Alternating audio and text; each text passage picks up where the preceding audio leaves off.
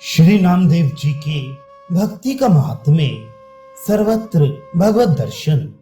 श्री नामदेव जी की करामात देखकर बादशाह भयवश उनके चरणों में आ गिरा और प्रार्थना करने लगा कि मुझे ईश्वर के दंड से बचा लीजिए। श्री नामदेव जी ने कहा, यदि क्षमा चाहते हो तो एक बात करो कि पुनः इस प्रकार कभी किसी साधु को दुख मत देना। इसे बादशाह ने स्वीकार कर लिया।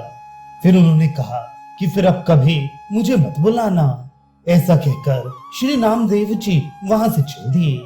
उनकी इच्छा हुई कि पहले पंडरीनाथ जी के मंदिर में चलूं, प्रभु के नाम गुण कीर्तन का नित्य नेम पूरा कर लूं।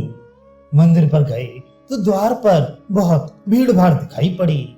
जूतों की चोरी की शंका से शायद मन एकाग्र ना हो, इसलिए कपड़े में लपेटकर जूतों को कमर में बांध लिया। हाथों से भीड़ को हटाकर भीतर गए। दर्शन करके पदगान आरंभ करना ही चाहते थे कि किसी ने जूतों को देख लिया और रुष्ट होकर 5-7 चोटें लगाई। फिर धक्का देकर मंदिर से बाहर निकाल दिया। परंतु श्री नामदेव जी के मन में पंडों के इस व्यवहार से थोड़ा भी क्रोध नहीं आया। अब श्री नामदेव जी मंदिर के पिछवाड़े जाकर बैठ गए और भगवान से कहने लगे कि प्रभु, आपने ये बहुत ही अच्छा किया जो मुझ में मार लगाई। मेरे अपराध का दंड तुरंत ही दे दिया। अब नित्य नियम के अनुसार पद गाता हूँ, उसे सुनो। ये कहकर नामदेव जी पद गाने लगे, जिसे सुनते ही भगवान का हृदय करुणा से भर गया।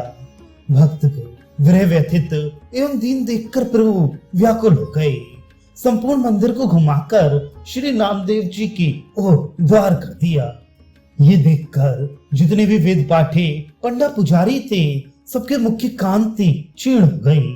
सब फीके पड़ गए, जैसे पानी उतरने से मोती फीका हो जाता है। अब उनके हृदय में श्री नामदेव जी के प्रति बड़ी भारी श्रद्धा भक्ति उत्पन्न हो गई। सबों सुख देने वाले श्री नामदेव जी के चरणों में गिरकर क्षमा याचना की। उन्हें प्रसन्न देखकर सबको शांति प्राप्त हुई। एक बार अकस्मात ही सायंकाल में श्री नामदेव जी के घर में आग लग गई।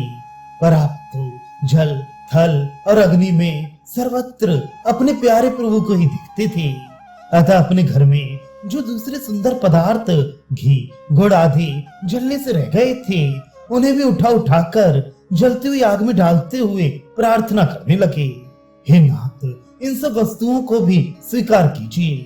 भक्त की ऐसी सुंदर भावना देखकर भगवान ने प्रकट होकर दर्शन दिया और हंसकर बोले कि अत्यंत कोमल मुझ श्याम सुंदर को तीक्ष्ण असह्य अग्नि की ज्वाला में भी दिखते हो।